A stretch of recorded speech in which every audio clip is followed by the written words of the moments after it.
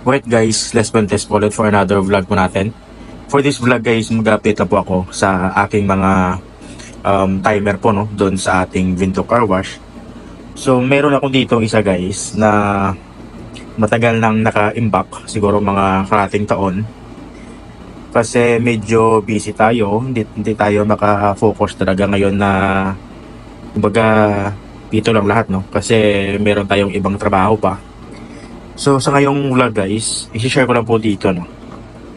Halimbawa guys, pag ganito yung mga business ninyo, kailangan meron tayong mga basic tools kagaya ng eto, soldering iron, mga basic tools natin yan. Okay? Kasi ito guys, nasira dati yung kanyang sensor na 5 pesos. Ito. So yung kagandahan sa ganitong timer na Allen timer is available yung mga parts sa Shopee. Okay? So kagaya niya no, isang bundle, mura lang. Magkano lang to? Nilagay ko lang siguro guys sa comment section. Ito yung kasama niya, mga sensor. Yan, diba? Ano yata ito, nasa 10. Ito lahat. Ito lahat. Yan, hindi ko na papakita lahat guys. Yan. Tsaka yung mga pinupull out nyo guys na mga halimbawa na mga dito, itago nyo kasi baka in the future kakailangan nyo yan. Yan. So ngayon guys, gumagana na to. Ito lang naman yung pinalitan ko or nilagyan ko kasi ito dati nasira na. And then overall guys, okay pa naman to yung kanyang timer sa loob. Yan. So mas maganda guys na mayroon tayong mga spare gaya nito sa akin. Ito. Yan. Mga spare yan lahat guys. Para halimbawa pag nagloko, hindi na kailangan pang mag-troubleshoot na ano, kasi kahit ako guys, hindi ako expert sa electronics. Yan. Ito, pull out na to. Okay, yan. Mga ganyan. Ito.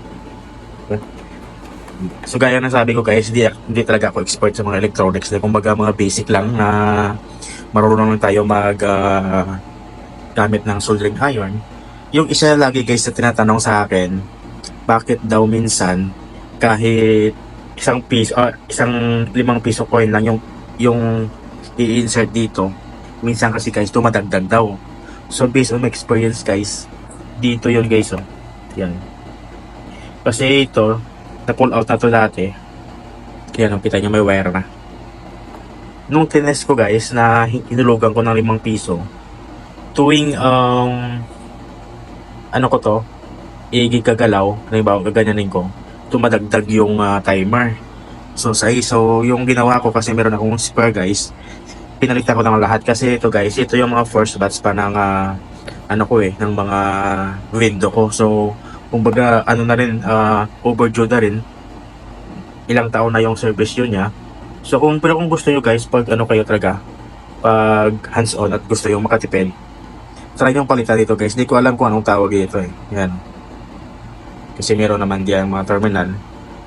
Kasi kulang pa ako sa gamit guys. Kailangan ko pa ng parang suction no, na pag ininit mo to, mawawala to yung mga soldering dyan, lead. Yan.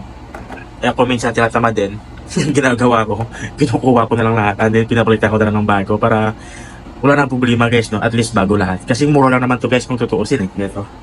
Diba? Saka ano pa ba yung iba?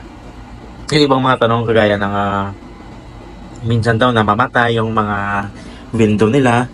Baka naman kasi guys dito minsan sa terminal, pag ito yung nyo yung kasi binili ko to guys set na.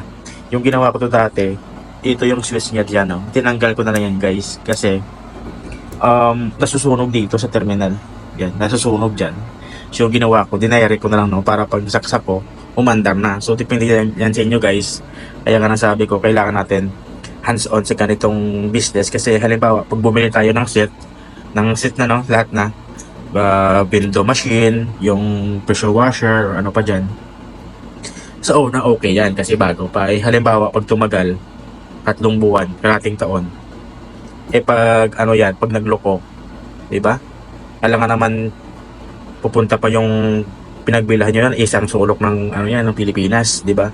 Kaya kailangan natin guys na hands-on tayo sa mga basic na pag-troubleshoot, di ba? Kasi ako dati guys, nung nag-umpisa ako nito, wala talaga akong idea. Although na meron akong background sa electrical, pero pag ito kasi guys electronics, mas more on electronics kasi ito eh. Yan. Timer, relay, power supply, yan, mga ganyan, ng mga basic lang. So yun ang ginagawa ko guys. Actually guys, hindi pa naman ako nakaproblema sa relay. Ito guys, matagal na to, yung mga relay na yan. Matagal na yan. Hindi pa naman ako binigyan ng sakit ng ulo dito lang sa timer. Yan. Nakailang palit na ako sa timer. Usually yun yung nag-a-arise na problema na pag hinulugan, mag-trigger siya ng kung ilang minutes, and then minsan pag pinapakapak mo ganito, dumadagdag yung time. So yun yung na-encounter ko na baka ito yon, di ba? So yung ginawa ko, palit na lang bago. So pero ito guys, wag yung itapon, di ba? Kasi baka sipagan kayo, pwede kayo makakuha dito ng ibang parts. Yan, mga resistor na yan, hindi ko ano yan, sakit sa ulo yan eh. Ito siguro pwede. Yung relay, yan, di ba? So ano pa ba? Para naman, yan. Diba? Yun yung update ko. Ito pa pala guys, ito yung bago na 1232. Ano kasi ito eh, 2-digit lang na timer. Buksan natin. Ito kasi, yan, 4-digit timer kasi, ito. 4-digit timer kasi ito guys, kasi yung gusto ko, meron ako dong ina-assemble na para sa foaming machine na hindi na gumagamit ng compressor or compressor tank. And then ano lang, direct lang sa pressure washer. Pero wala pa akong time guys, siguro pag uwi ko, pag maka time.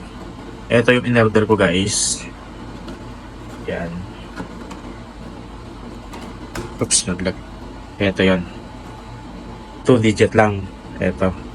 So merong plus minus na pag nagdagdag tayo ng time. Kasi ito guys, yung 4-digit, yung pinaka default niya na makaya na pinakamababang time na maisiset is 1 minute lang, no?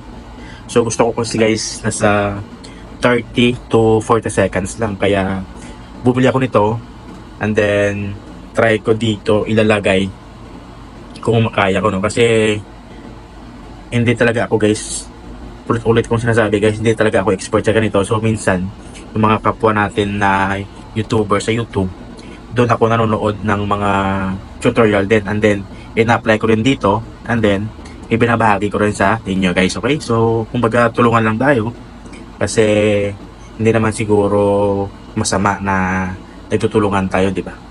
Yun yung point ko yun. So ito yung ipapalit ko sa isa ng unit ko doon. Andun yung isa. Yan.